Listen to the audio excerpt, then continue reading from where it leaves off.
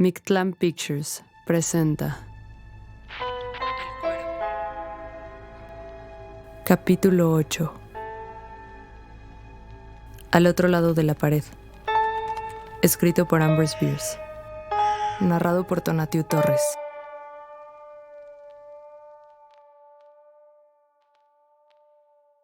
Hace muchos años, cuando iba de Hong Kong a Nueva York, pasé una semana en San Francisco. Hacía mucho tiempo que no había estado en esa ciudad y durante todo aquel periodo mis negocios en Oriente habían prosperado más de lo que esperaba. Como era rico, podía permitirme volver a mi país para restablecer la amistad con los compañeros de juventud que aún vivían y me recordaban con afecto. El más importante para mí era Mohun Dampier, un antiguo amigo del colegio con quien había mantenido correspondencia regular hasta que dejamos de escribirnos, cosa muy normal entre hombres.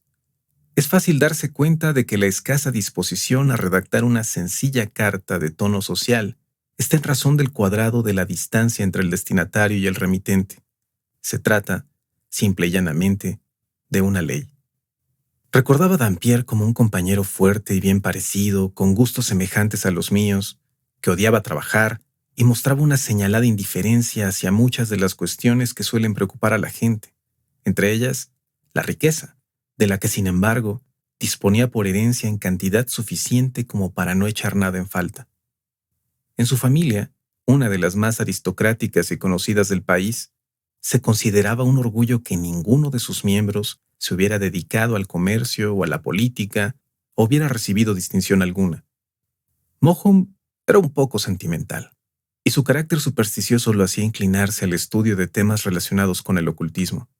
Afortunadamente gozaba de una buena salud mental que lo protegía contra creencias extravagantes y peligrosas. Sus incursiones en el campo de lo sobrenatural se mantenían dentro de la región conocida y considerada como certeza. La noche en que lo visité había tormenta. El invierno californiano estaba en su apogeo.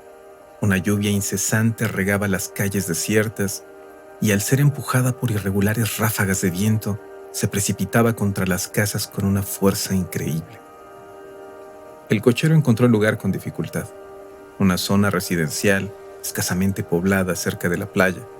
La casa, bastante fea, se elevaba en el centro de un terreno en el que, según pude distinguir en la oscuridad, no había ni flores ni hierba. 3 o 4 árboles que se combaban y crujían a causa del temporal parecían intentar huir de su tétrico entorno en busca de mejor fortuna, lejos, en el mar. La vivienda era una estructura de 2 pisos, hecha de ladrillo, que tenía una torre en una esquina un piso más arriba. Era la única zona iluminada. La apariencia del lugar me produjo cierto estremecimiento, sensación que se vio aumentada por el chorro de agua que sentía caer por la espalda mientras corría a buscar refugio en el portal. Dampier, en respuesta a mi misiva informándole de mi deseo de visitarlo, había contestado: «No llames, abre la puerta y sube». Así lo hice. La escalera estaba pobremente iluminada por una luz de gas que había al final del segundo tramo. Conseguí llegar al descansillo sin destrozar nada y atravesé una puerta que daba a la iluminada estancia cuadrada de la torre. Dampier se acercó tal y como yo esperaba a saludarme, aunque en un principio pensé que me podría haber recibido más adecuadamente en el vestíbulo. Después de verlo, la idea de su posible hospitalidad desapareció. No parecía el mismo. A pesar de ser de mediana edad, tenía canas y andaba bastante encorvado. Lo encontré muy delgado. Sus facciones eran angulosas y su piel, arrugada y pálida como la muerte, no tenía un solo toque de color. Sus ojos, excepcionalmente grandes, centelleaban de un modo misterioso. Me invitó a sentarme y tras ofrecerme un cigarro, manifestó con sinceridad obvia y solemne que estaba encantado de verme. Después tuvimos una conversación trivial, durante la cual me sentí dominado por una profunda tristeza al ver el gran cambio que había sufrido. Debió captar mis sentimientos porque inmediatamente dijo con una gran sonrisa: «Te he desilusionado, non sum qualis eram». Aunque no sabía qué decir, al final señalé: «No, que va, bueno, no sé, tu latín sigue igual que siempre». Sonrió de nuevo. «No», dijo, Al ser una lengua muerta, esta particularidad va aumentando. Pero, por favor, ten paciencia y espera. Existe un lenguaje mejor en el lugar al que me dirijo. ¿Tendrías algún inconveniente en recibir un mensaje en dicha lengua? Mientras hablaba, su sonrisa iba desapareciendo y cuando terminó, me miró a los ojos con una seriedad que me produjo angustia. Sin embargo, no estaba dispuesto a dejarme llevar por su actitud ni a permitirle que descubriera lo profundamente afectado que me encontraba por su presagio de muerte. Supongo que pasará mucho tiempo antes de que el lenguaje humano deje de sernos útil, observé, y para entonces su necesidad y utilidad habrán desaparecido. Mi amigo no dijo nada, y como la conversación había tomado un giro desalentador y no sabía qué decir para darle un tono más agradable, también yo permanecí en silencio. De repente, en un momento en el que la tormenta amainó y el silencio mortal contrastaba de un modo sobrecogedor con el estruendo anterior, oí un suave golpeteo que provenía del muro que tenía a mis espaldas. El sonido parecía haber sido producido por una mano, pero no como cuando se llama a una puerta para poder entrar, sino más bien como una señal acordada, como una prueba de la presencia de alguien en una habitación contigua. Creo que la mayoría de nosotros ha tenido más experiencias de este tipo de comunicación de las que nos gustaría contar. Miré a Dampier. Si había algo divertido en mi mirada, no debió captarlo.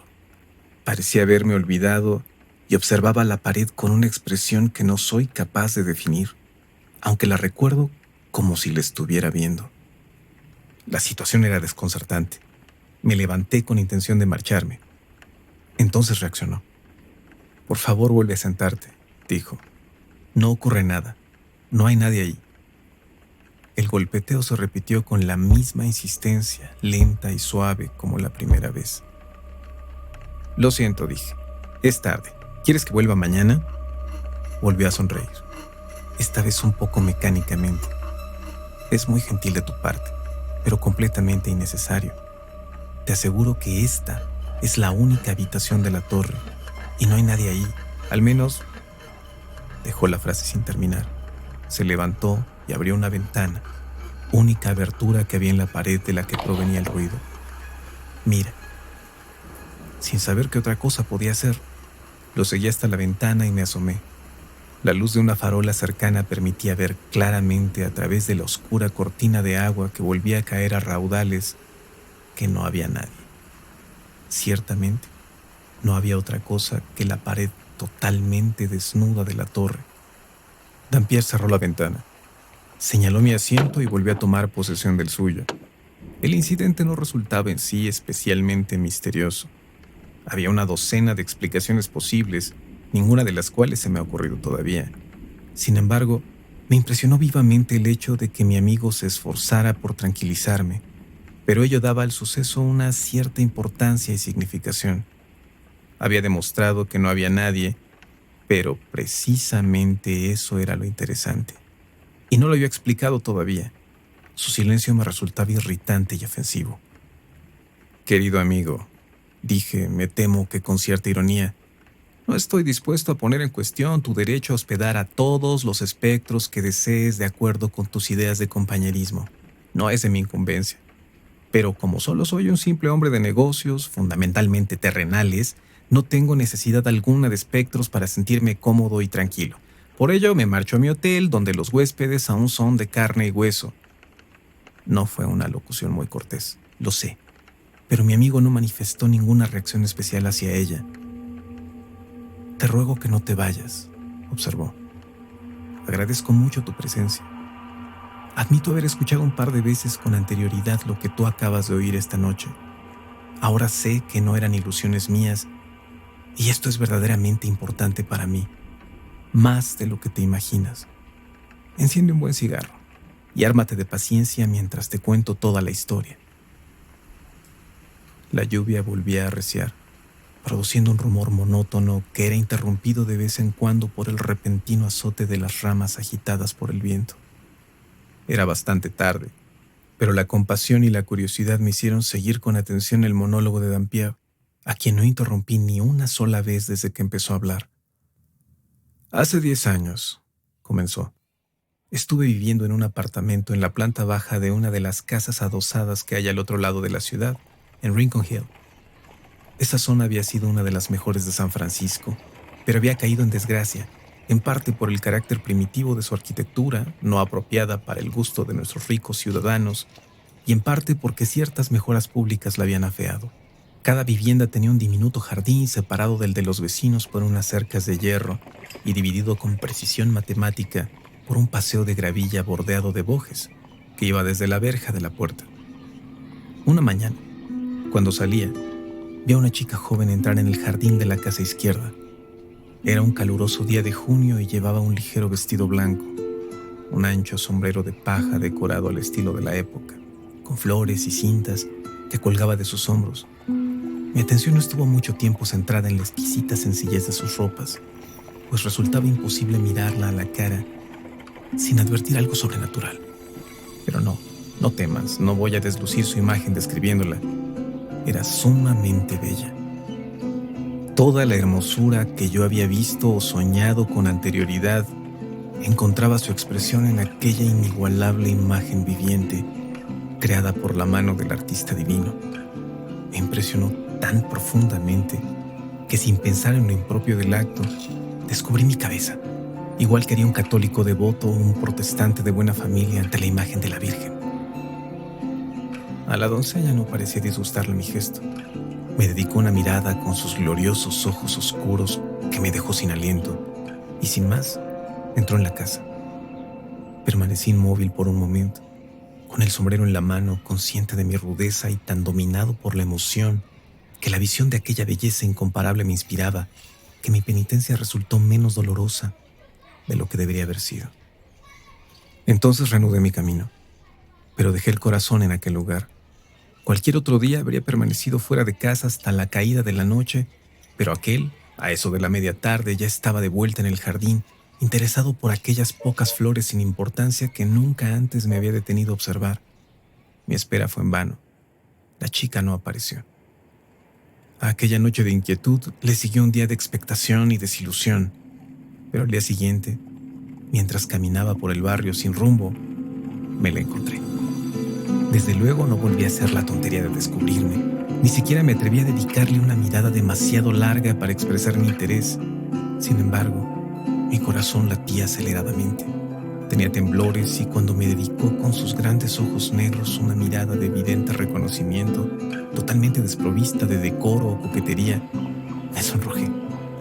No te cansaré con más detalles, solo añadiré que volví a encontrármela muchas veces, aunque nunca le dirigí la palabra ni intenté llamar su atención. Tal vez mi autocontrol, que requería un sacrificio tan abnegado, no resulte claramente comprensible. Es cierto que estaba locamente enamorado, pero ¿cómo puede uno cambiar su forma de pensar o transformar el propio carácter? Yo era lo que algunos estúpidos llaman, y otros más tontos aún gustan ser llamados, un aristócrata. Y a pesar de su belleza, de sus encantos y elegancia, aquella chica no pertenecía a mi clase. Me enteré de su nombre, el cual carece de sentido citarlo aquí, y supe algo acerca de su familia. Era huérfana y vivía en la casa de huéspedes de su tía, una gruesa señora de edad, inaguantable, de la que dependía. Mis ingresos eran escasos, y no tenía talento suficiente como para casarme. Debe de ser una cualidad que nunca he tenido.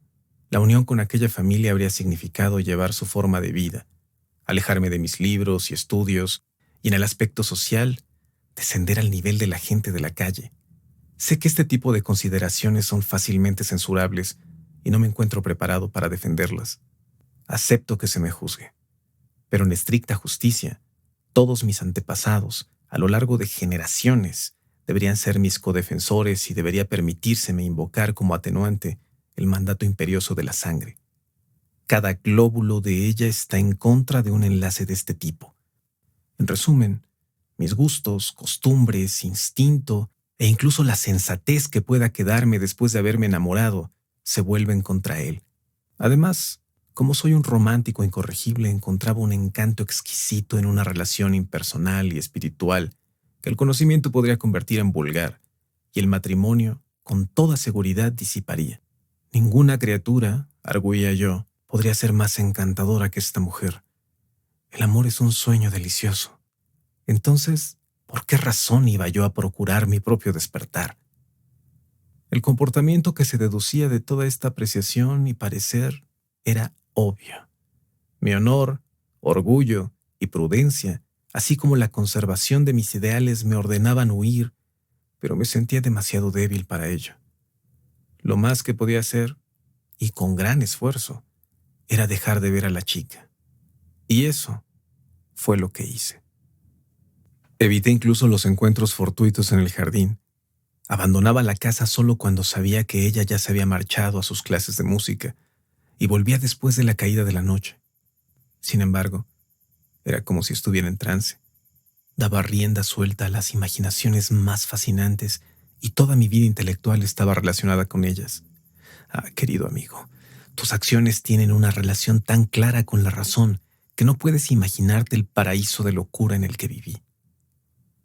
Una tarde, el diablo me hizo ver que era un idiota redomado. A través de una conversación desordenada y sin buscarlo, me enteré por la cotilla de mi casera que la habitación de la joven estaba al lado de la mía, separada por una pared medianera. Llevado por un impulso torpe y repentino, di unos golpecitos suaves en la pared. Evidentemente no hubo respuesta, pero no tuve humor suficiente para aceptar un rechazo. Perdí la cordura y repetí esa tontería, esa infracción, que de nuevo resultó inútil, por lo que tuve el decoro de desistir. Una hora más tarde, mientras estaba concentrado en algunos de mis estudios sobre el infierno, oí, o al menos creí oír, que alguien contestaba mi llamada. Dejé caer los libros y de un salto me acerqué a la pared, donde con toda la firmeza que mi corazón me permitía di 3 golpes. La respuesta fue clara y contundente. 1, 2, 3. Una exacta repetición de mis toques. Eso fue todo lo que pude conseguir, pero fue suficiente. Demasiado, diría yo. Aquella locura continuó a la tarde siguiente, y en adelante durante muchas, y siempre era yo quien tenía la última palabra. Durante todo aquel tiempo me sentí completamente feliz, pero con la terquedad que me caracteriza, me mantuve en la decisión de no ver a la chica. Un día, tal como era de esperar, sus contestaciones cesaron. Está enojada, me dije, porque cree que soy tímido y no me atrevo a llegar más lejos. Entonces decidí buscarla y conocerla y, bueno, ni supe entonces, ni sé ahora lo que podría haber resultado de todo aquello. Solo sé que pasé días intentando encontrarme con ella, pero todo fue en vano. Resultaba imposible verla o oírla. Recorrí infructuosamente las calles en las que antes nos habíamos cruzado, vigilé el jardín de su casa desde mi ventana, pero no la vi entrar ni salir. Profundamente abatido, pensé que se había marchado, pero no intenté aclarar mi duda preguntándole a la casera, a la que tenía una tremenda ojeriza desde que me habló de la chica con menos respeto del que yo consideraba apropiado. Y llegó la noche fatídica. Rendido por la emoción, la indecisión y el desaliento, me acosté temprano y conseguí conciliar un poco el sueño. A medianoche hubo algo, un poder maligno empeñado en acabar con mi paz para siempre, que me despertó y me hizo incorporarme para prestar atención a no sé muy bien qué. Me pareció oír unos ligeros golpes en la pared. 1, 2, 3, con la misma intensidad que la primera vez. Pero ahora un sentido alerta y tensión los recibía. Estaba a punto de contestar cuando el enemigo de la paz intervino de nuevo en mis asuntos, con una pícara sugerencia de venganza. Como ella me había ignorado cruelmente durante mucho tiempo, yo le pagaría con la misma moneda. ¡Qué tontería! Que Dios sepa perdonármela. Durante el resto de la noche permanecí despierto, escuchando y reforzando mi obstinación con cínicas justificaciones. A la mañana siguiente, tarde, al salir de la casa, me encontré con la casera que entraba. «Buenos días, señor Dampierre», dijo. «¿Se ha enterado usted de lo que ha pasado?» Le dije que no, de palabra, pero le di a entender con el gesto que me daba igual lo que fuera. No debió captarlo porque continuó. «A la chica enferma de al lado. ¿Cómo? ¿No ha ido nada? Llevaba semanas enferma y ahora...» Casi salto sobre ella. «¿Y ahora?», grité. «¿Y ahora qué?». «Está muerta».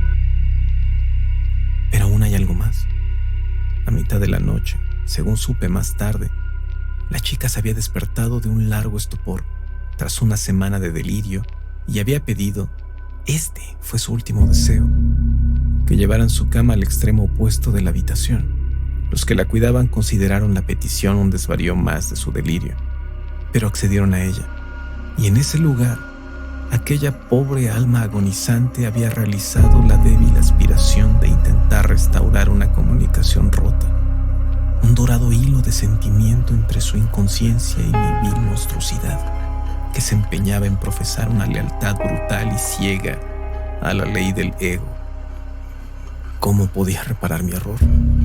¿Se pueden decir misas por el descanso de almas que noches como esta están lejos? ¿Por espíritus que son llevados de acá para allá por vientos caprichosos y que aparecen en la tormenta y la oscuridad con signos presagios que sugieren recuerdos y augurios de condenación? Esta ha sido su tercera visita. La primera vez fui escéptico y verifiqué por métodos naturales el carácter del incidente. La segunda, respondí a los golpes, varias veces repetidos, pero sin resultado alguno. Esta noche se completa la tríada fatal de la que habla Parapelius Necromantius. Es todo lo que puedo decir. Cuando hubo terminado su relato, no encontré nada importante que decir y preguntar habría sido una impertinencia terrible. Me levanté y le di las buenas noches de tal forma que pudiera captar la compasión que sentía por él. En señal de agradecimiento me dio un silencioso apretón de manos. Aquella noche, en la soledad de su tristeza y remordimiento, entró en el reino de lo desconocido.